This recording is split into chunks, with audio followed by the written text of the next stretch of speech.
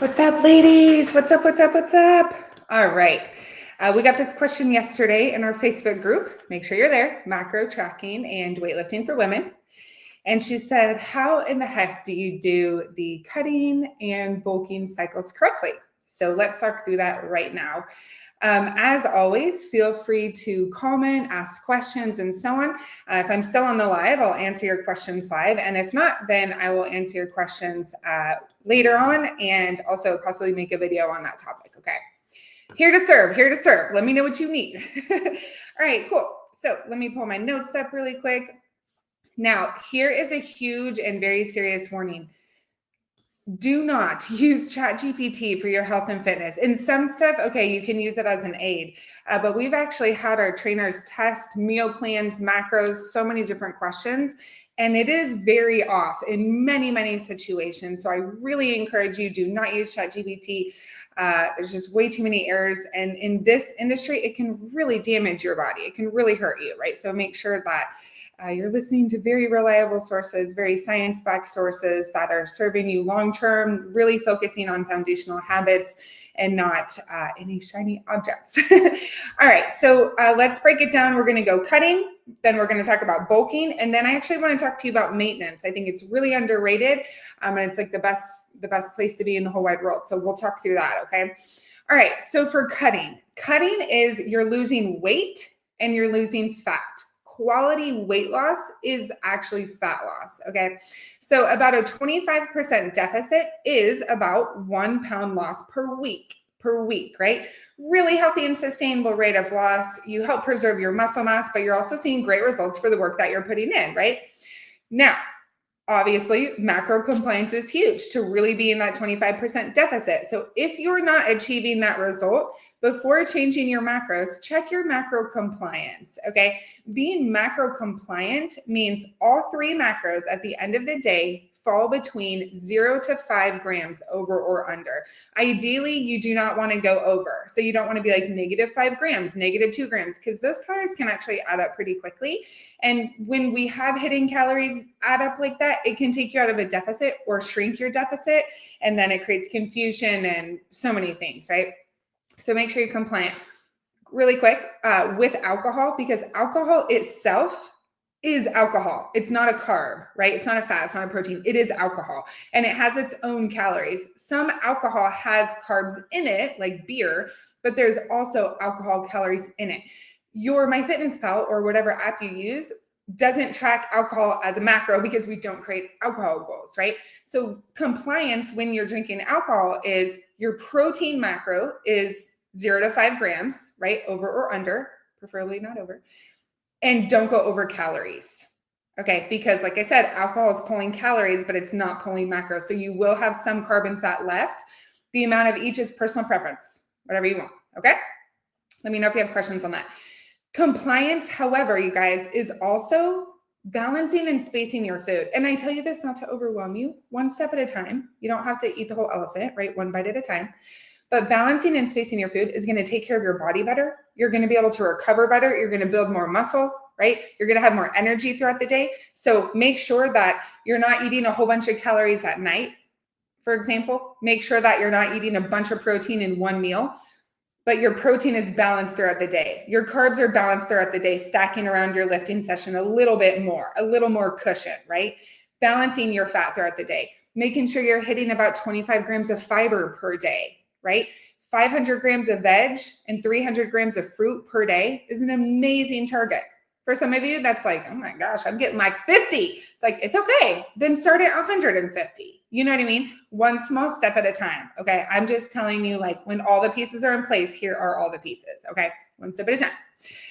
1% better in the right direction is better than trying to go 100 and then ending up staying where you are going backwards, okay? Just remember that. All right, cool. So for cutting, right?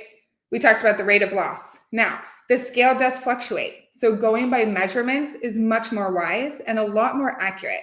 I have a video walking through exactly how to take your measurements. Where do you take them and how do you even do that? It's free, obviously. We have lots of free resources. If you want that video, you can just type centimeter, right? CM for your ease, CM, and I'll send you over that measurement video, okay? we like to take the waist, low belly, glutes, and thigh. So is that 5 places? Oh, and we just started the chest. So 1 place on the thigh and the chest now. These little areas, right? That so many of you love. Okay, so with that 1% pound per week loss, that rate is equivalent to about 2 to 3 drops in measurements by a half a centimeter. That's a lot over a month. That's a lot, right? And again, it's a really healthy and sustainable rate of loss to help preserve your muscle mass. If you're losing faster, unless you're like over 215 pounds, if you're losing faster, you're losing muscle mass, and we want quality weight loss, which is fat loss, okay? So that's in the cutting phase. All right, how much protein should you be eating? You guys, I did a research review, dug into the peer-reviewed research and was like, what's the research telling us? Not what, got you, Mel, got you on the measurement video, I see you. And not what social media is telling us, but what's really accurate. Again, if you want that video, type protein research and I'll send that to you.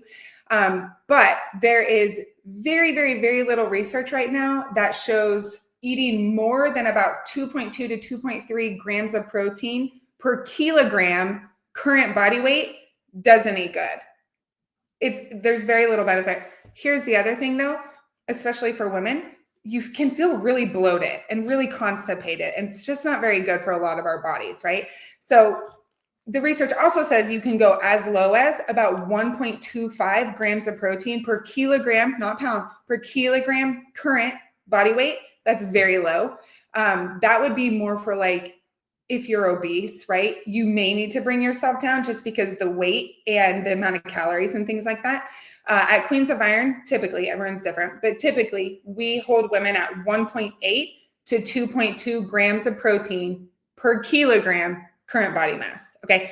2.2 grams of protein is 1 gram of protein per pound, okay? But personally, 1.8 pound, I believe is so much, 1.8 gram per kilogram body weight, 2.0, I would say, I think is more of a sweet spot, because jacking up carbohydrates, you're going to build muscle more efficiently. That's our primary fuel source, right? So you're going to build muscle way more efficiently. You have more energy in the gym. You can create more breakdown. And if you're on the right macros, you're also allowing space for recovery and build up, right? So for fat, this is so different, ladies, per person, but just sharing like really healthy kind of ranges, right? For fat, so we're talking about cutting, but fat is actually pretty consistent throughout. 0.85 grams of fat per kilogram current body mass is a really nice space for women to sit. You can go a little bit lower, but for hormonal health, I try really hard, and we all try at Queens, we try hard not to go below 0.85, but you can go as low as 0.5, okay? But I would say maybe for men, I think that's more like understandable. And I do know women that have gone to 0.5, but again, we like to take care of the woman as a whole. And so just hormonally, we like to stay closer to the 0.85, okay? You can go as high as 2, but that's really high. And most of you don't have that many calories. All right, so continuing in the cutting phase, all right? Oh, and the rest goes to carbohydrate, okay? We'll talk more about that in bulking and maintenance. Okay, so we talked about rate of loss. Remember, stress levels, sleep the night before, menstruation, right? If you ate like a lot of carbs the night before because your cells retain water, right? All of these things can affect the scale a lot, which is why it's so nice to go by measurements. But also, let's say your measurements are on point, but your low belly is like 1.5 centimeters more than the week prior, and you were pretty compliant with your macros. That's an amazing indicator. It's just bloat. Don't worry about it. Are you stressed? How much did you sleep? What was your dinner the night before? Did you go out to eat, within the last 2 or so days? Because sometimes if you do that, things can pop up, right? This is why measurements are so beautiful to take, because it allows us to be more logical when we analyze data and make decisions versus emotional. Why do I feel fluffy? The scale's up. I ate out. Really? That just affects everything. What's up with my progress? All the things that women think about, right? It's so valid. It's so normal. Trust me, I hear you. But it's so important not to be emotional when you're making choices about your body, which is why most of you really need coaches, because when you try to do it yourself, you're too close to the picture, right? Every coach on our team has a coach too. They coach each other, right? Some have professional coaches, other professional coaches too. But my point is, it's really important to be super logical. Okay. All right. When do you leave the cut, right? Few different cases here. Number one, you got all the fat off that you wanted. Amazing. You got to the point where you're like, I'm good. I want to maintain here. I feel amazing here. This is really healthy for me. I feel very, very good in my body. You probably still want to build muscle mass, right? You probably still want to shape. It takes time, but body fat percentage wise, you feel exceptional. You feel so good. That's the time to start reverse dieting up to maintenance. Okay. The other time, depending on the woman, again, everything is so woman specific, right? The other time is, let's say you're about 25 to 30 pounds, maybe 35 pounds lost.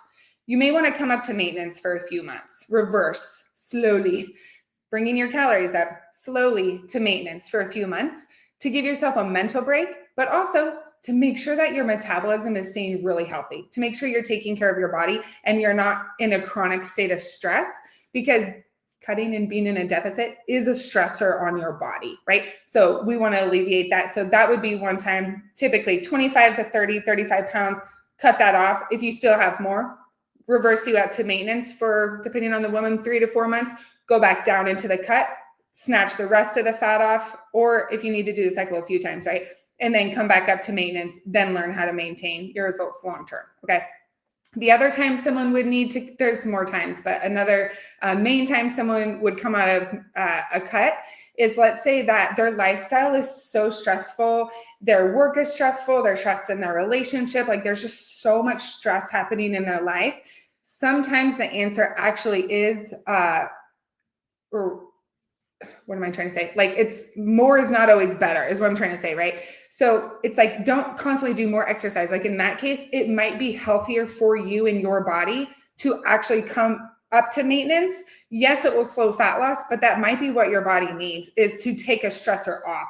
We need to control our controllables. If none of the other stressors can come off your life, your body's not making changes in your deficit. You're way too stressed on all fronts, right? Sometimes, honestly, the best thing to do in that case is to reverse you up, right, to maintenance for a little bit until the stress calms down and your body can handle that stress better, because we want to be working with our body and teach our body to work with us and not just like smash it into the ground. You know what I mean? Okay. As a reminder, any questions or anything you want to share, please share and we'll chat through it. Okay. All right. So that is cutting. All right, so let's go to bulking, because the initial question was cutting and bulking. So I'll start here and then I'll dive deep into maintenance, my favorite. Okay, so bulking, what is the intent? It is to gain weight and to gain muscle mass in the most efficient way, because you're eating the most amount of food. So your body has the most amount of energy to be able to build muscle and to recover. You want to be gaining about 1 pound per month, not week, about 1 pound per month. 1 pound per month for a very healthy bulk, to make sure that you're not gaining excess fat, right? We just want to be building a lot of muscle. We don't want to be gaining excess fat, right? It's so funny. With physique shaping, what we have seen when we put women in a bulk is they get more tone. It still to this day blows my mind, because they're gaining weight, but they're getting more tone. There does become a point sometimes, depending on their compliance, where they're like, ugh, I feel a little bit fluffy. I'm not as shredded. It's like, yep, you're in a bulk, right? We're gaining weight. That is a part of it. That is a part of it. But it shouldn't, it's not like, oh, I gained 2 pounds this month. Oh, I gained 3 pounds this month. It's like, whoa, you're in way too much of a surplus. You want about a 10% surplus from your true maintenance calories. So a cut was negative 25%. A bulk is about positive 10% for a healthy bulk, okay? Typically, again, depending on the woman, being in a bulk about 4 months to 6 months is a good sweet spot. Then you can either go back into a cut, or if you did your bulk really beautifully, you may be able to actually just go to maintenance, because in maintenance, you're losing fat and gaining muscle, right? Or you can do like even maybe a 15% cut. Why would you want to do a smaller deficit in that case? Okay, so you went into a bulk. Why would you want to do a 15% deficit versus a 25% deficit? Well, your body probably already looks and feels really good, right? You have a little bit of fat, right, from the bulk, but hopefully not that much. So when you're eating more, you have more energy to build muscle. So if we can cut the fat off that you're wanting at a 15% deficit, it gives you A, more food to eat for your lifestyle, but B, it gives you more energy to build muscle more efficiently, okay? And making sure that you're preserving your muscle even more, right? Okay, cool. All right, protein intake is about the same. Some women can go up to 2.4 grams per kilogram body mass. In the vast majority of cases, I have seen, seriously, that for women, it's like above 2.3, they start getting constipated and not feeling good and really bloated. Okay, fat intake is the same, 0.85 gram to 2 gram per kilogram, 0.85 to 2 grams of fat per kilogram current body weight, okay, is the range, is a healthy range. Again, you can go to 0.5 grams per kilogram, but if you're in a bulk, there should be absolutely no reason your fat is below 0.85. Okay, let's take care of our hormonal health. All right, the rest is in carbohydrates. The healthy range for carbohydrate, which sometimes you can't get there in a deficit for some women, unfortunately, depending on your metabolism and your diet history and things like that. But the healthy range for carbohydrate is 2 to 8 grams of carb, per kilogram current body weight. Let's think about that for a second, ladies. Protein is about 1.8 gram. Fat is 0.85, and carbs is 2 to 8 grams, right? Carbs, ladies, are a primary energy source for our brain, our life, our body, our movements, our thinking, our mental clarity. They're so important to build muscle and to feel really good, really healthy, and really energized, okay? Healthy carbs, not cake and, well, you can have cake, but, balance, right? Balance. 20% of your calories, not of your food quantity, but your calories is like play food. 80% is really healthy whole foods, right?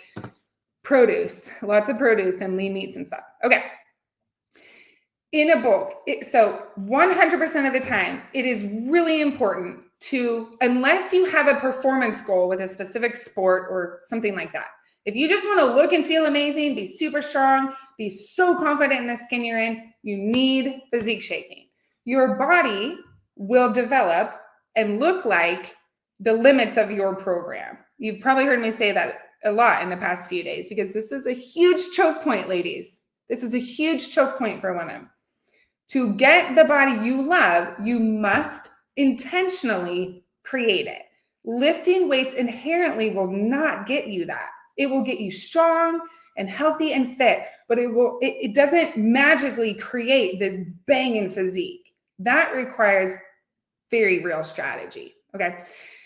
What happens if you go into a bulk and your program is like general lifting, you go into the cut or you go into maintenance and it's like, oh, did I do this right? Is my body supposed to look like this? I kind of thought it would look better. It's like, it could have looked better, but your lifting program, your body looks like the limits of your lifting program. It was not designed for that. So make sure physique shaping is what you're doing, okay?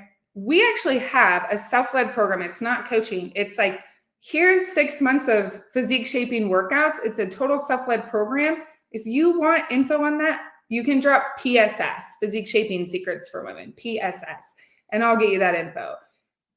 It totally changes the name of it. It totally changes your body shape because it's designed for that. It's designed to create a fit, feminine, beautiful body you're really proud of, and that's super strong. Okay, great. So let's talk about maintenance because like I said, you can go into the bulk and then you can go into the cut or you can just drop to maintenance, okay? Got you, Jennifer, on the PSS. Okay. I think maintenance is really underrated because women think I need to cut, I need a bulk, I need to cut, I need a bulk. It's like, whoa, hold on. You don't actually need to do those things depending on your goal, right? We always need to backwards plan our goal. What's the actual goal?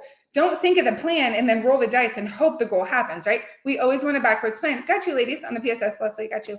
Got you. Oh, awesome, ladies. You guys, I promise you it will change your life or I would not create it. Okay, cool. So in maintenance, you're going to maintain your weight on the scale. Your weight, it will fluctuate maybe a pound or so-ish, right? maybe 2-ish. If it's 2, check your food quality, right? Check your consistency. Okay, but you're going to maintain your weight, you're going to shed fat, and you're going to build muscle. So in maintenance calories, when you're maintaining your weight, you do become a tighter, more fit version of yourself.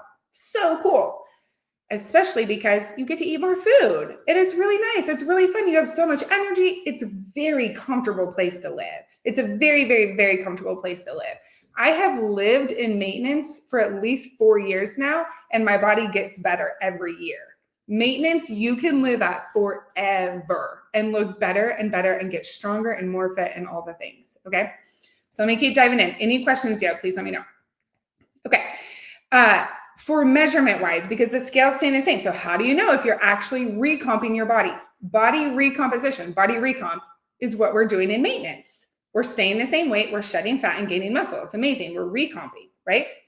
Your shape should be changing. If you're in maintenance without physique shaping, you feel like you've plateaued. Why isn't my body changing? It's the limits of your program, love. Seriously, there's no possible way around it, right? Again, we need to backwards plan, not hope that this general lifting will take us to a specific result, okay?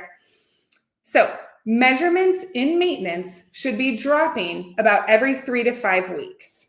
Depends on the woman, but I would say about 2 measurements by 0.5 centimeter, dropping about every 3 to 5 weeks, excuse me. So you can see in your measurements, you're really tightening up. Your booty may be getting bigger, right? Be mindful of like, where you building muscle, where you putting on volume, did you train glutes the day before, things like that, okay? But your measurements, you're really tightening up in maintenance and you're gaining muscle and your body's shaping and you feel freaking incredible, okay? Your clothes fit better, your shape continues to come out and you keep building muscle mass. The reason we don't put many clients in a bulk and why most of them don't want to is because they're really comfortable in maintenance and we're going to be lifting weights for the rest of our lives, ladies, right? So why do we need to put such a rush on gaining muscle? And it creates pressure. Like so many of you ladies are so busy with your kids and your career and all the things. Do we really need to stack on with our however much mental capacity we have? Do we really need to stack on, okay, now I'm cutting, now I'm bulking, now I'm doing this and this and this? Or is it so much nicer to just be like, I'm going to cut and get all the fat off I want, reverse diet, get in maintenance, stay in maintenance, continue to build and shape my body and live a life of ease and peace and freedom, feeling really, really good in your skin while you're still continuing to get better. You're still continuing all the things, but it's so much better mentally for women we have seen. Okay. So it's rare we put someone on a bulk, but if they ask, we always do it. We educate them on here's exactly what you can expect. Some of them do want to gain, they want to gain weight, right? So it's like, of course we'll put you in a bulk. If you want to gain weight, the only way is a bulk, right? I'm going to pull up this comment really quick because I always want to answer your guys' questions. So I'm just beginning to realize all of this new way of changing your body. What can I read to understand how to find your macros, how to eat, and what can I read all for beginners? I feel like you need to start at square one. I love that. Yeah, Leslie, we actually have in the Facebook group, which you might be on my main profile right now, but if you go to macro tracking and weightlifting for women, go into the guides section and there's so many videos in there. One of them is called Lost in the Sauce when it comes to macros. This is for you. And it's like a square one macros. We have a lot of resources, not for lifting beginners, but definitely for nutrition beginners. And then we actually just had this question yesterday in the Facebook group as well that they were new. And so probably what's today, Thursday, probably on Monday, or definitely early next week, I will make a new video explaining from the ground up, here's exactly what you need to do. There's another video, Leslie, called, I think something like this should be your daily habit for long-term success. And it's about pre-planning your macros. Watch that video. If you are going to watch any video in the whole world, be new to macros, you must watch that video. Feel free to shoot me a message, a direct message on Facebook, and I can send it directly to you as well. It's so beneficial and it will set you up for success every time. There's another video called I think it's called How to Pre-Plan Your Macros and Still Have Flexibility. That teaches you how to be really successful hitting your macros, but it also teaches you, like, your girlfriend calls you up for sushi, your whole day's pre-planned, but you still want to go. How can you like maneuver your macros to be able to go to sushi, right? For example. And then there was one more I was just going to tell you. Oh, there's like, how do I know if my macros are right for me? I have a lot of videos in there, all for free, obviously. And then we do have a macro calculator as well. It's been really successful for women to shed fat, to really understand what their body needs, to feel better, to make sure they're not underfeeding themselves. Again, I think just send me a message and just say like calculator or comment calculator, and I'll shoot that over to you as well. Great question. Okay. All right, great. Actually, that's perfect timing. That was really all I had for maintenance. It's just, you're so successful in maintenance because, ladies, remember, it's not just about teaching your body how to maintain your results long-term, which happens through the reverse diet process and then hanging out in maintenance for 3 to 4 months before stopping tracking your macros. You don't have to track macros forever. They're a tool. They're a tool for guaranteed results. They're a tool to teach you the habits for long-term success, but they don't have to be your lifestyle, right? But it's worth the learning curve to use them for your benefit, to get all the fat off, increase calories, teach your body how to maintain long-term. Physically, that's how you maintain your results long-term. Mentally, you need to learn how to maintain your results long-term so you don't gain it back. And that happens by actually living in maintenance, tracking in maintenance, and learning, like, what does my lifestyle actually look like for me, right? The same thing can be had in all phases, in cutting and maintenance and a bulk. When you get really consistent, being precise with your macros, not only are you getting amazing results and you feel so good for all the results for the work you're putting in, it's actually building exceptional lifestyle habits that will take you forever, as long as we're not doing shiny object syndrome and we're sticking to our foundations. What are the foundations? Being in the macro ranges in compliance that I shared throughout this video. Hitting 25 grams of fiber, 25 to 30. If you go above 35 for some women, most women, I would say like at least 80%, maybe more, they get really constipated and really bloated. So I would say 25 grams, but even 30 grams of fiber per day through produce, through avocado, through healthy whole foods, right? Balancing and spacing your foods, like learning how to accurately estimate when you're eating out and at social events. Those things absolutely should come first in terms of where are you investing your time and attention before, should I be walking with a weighted vest? Should I take this supplement? What about this single leg workout I just found? What about this? What about this? What about this? It's like, whoa, how much sleep did you get last night? How many ounces of water did you drink yesterday, right? We got to stick to the boring work because it reaps results 100% of the time for the now, but also it teaches you how to live healthy, successful, and fit forever, right? So really, really focus. Like, just ask, what's my intent of like going down this rabbit hole of this thing, right? Is it going to serve me for the rest of my life, or is it just something that's like, ooh, what's that, right? Cool. All right, ladies, that's all I have for you today. Have an amazing day. Any questions you have, let me know. Shoot them in the comments. Shoot me a DM. I'm here to help as much as I can. So thank you for being here. I hope this was really helpful and answered your questions. And I'll see you next time.